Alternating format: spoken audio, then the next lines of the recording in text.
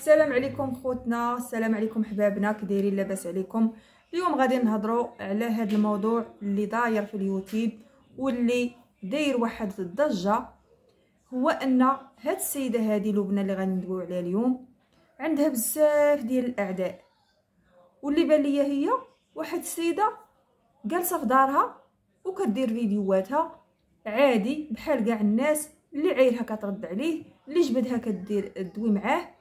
ولكن علاش الناس ما بغاوش يفرقوا منها وعلاش الناس ما بغاوش يتفكوا منها؟ واش كيف ما كتقول لبنى هاد الناس لقاوها خدمه وخدامين بها في اليوتيوب؟ واش حقد على هاد السيده؟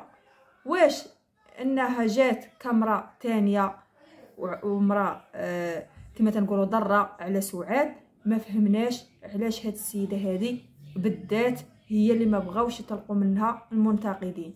كما كنشوفوا المنتقدين كيجي موضوع كيمشي موضوع كيجي موضوع، وشفنا الموضوع ديال اسره مغربيه حيت فيه لبنى ما بغاوش هاد الناس يتفاكوا منه، واخا هما مشاو ليهم القنوات كاملين، واخا اعتزلوا اليوتيوب واحد المده، واخا ما بقات عندهم لا مشاهده لا قناه لا حتى شي حاجه، كلشي مشى ليهم. مع ذلك الناس شدوا كما تنقولوا شدت العمى في الظلمه في هاد السيده بالذات، وكون غير شدوا فيها بالخير، شدوا فيها بالتنمر. كتنوض دير فيديو عادي بحال كاع اليوتيوبرز اللي كاينين في اليوتيوب. ناضت البارح دارت واحد الفيديو عادي وبسيط ديال التخمال والجفا في الدار. قالوا ليها علاش تجفي بحال هكاك، وعلاش تصبني بحال هكاك، وعلاش هازه القرعه من هنا، وعلاش دخلتي البانيو من هنا. لا حول ولا قوه الا بالله. المهم يشدوا فيها باي طريقه. كتخرج كترد عليهم كيلقاوها فرصه، كيقولوا هذا الوقت هو اللي مناسب لينا باش نبقاو نجاوبوا معاها. كتنوض تهضر في شي موضوع كينوضوا يعلقوا على داك الموضوع. بحال مثلا نهار دارت واحد اللايف ما عندها حتى هي ما يدار، قالت ارى نسول المتابعين كيفاش غادي نولد، واش نولد هكا ولا نولد هكا. هي دابا هذاك الشيء ديال الميلاد راه عادي وساهل والناس كله عارفينه، واللي غينصحك هو الطبيب اللي متبع معاه. هي دارت هذاك الموضوع لانها ما عندها فاش تهضر، ما عندها فاش تهضر. دارت هذاك الموضوع حتى هي تخدم به. ناضوا الناس كلشي كينتقد في ذاك الموضوع. علاش هضرتي على الميلاد؟ علاش دويتي من هكا؟ سيري سولي امك، سيري سولي اختك، سيري سولي جارتك، سيري سولي كلشي تدخل في هذاك الموضوع.